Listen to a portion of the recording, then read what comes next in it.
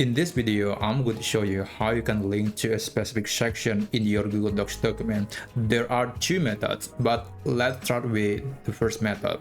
The first method is quite simple. Basically, we are going to take advantage of headings that is available in your document.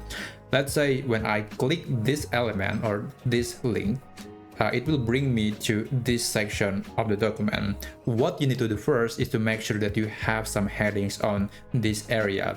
If you don't have, then you can just select any text and then go to headings and then apply some headings.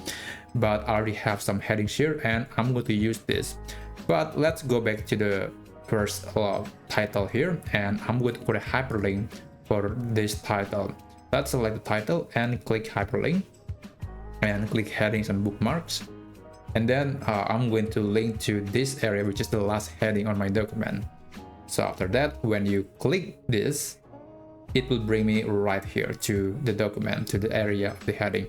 And interestingly, you can also just copy the link, and when you open that link to a new window, that will directly right to the section of the document that is being linked. So yeah, that was for the first method. The second method is kind of similar, but you don't have to apply headings on that part. So let me undo the change. Okay, let's go back to the very last element of the document. I'm going to add some bookmark around here. So let's go to insert and click bookmarks. Okay, where's bookmark? Forgot where I put that. Oh, right here. So this is bookmark, and now we have this tiny bookmark that will lead us to this part of the document. Let's click copy.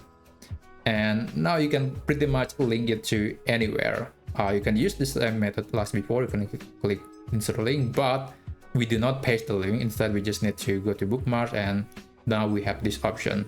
It's essentially the same. When you click it, it will direct you right here. And when you open a new window and then you visit that bookmark link, you will be directed right here. So yeah, that's how you can link your link to a specific section in your document. I hope that helps.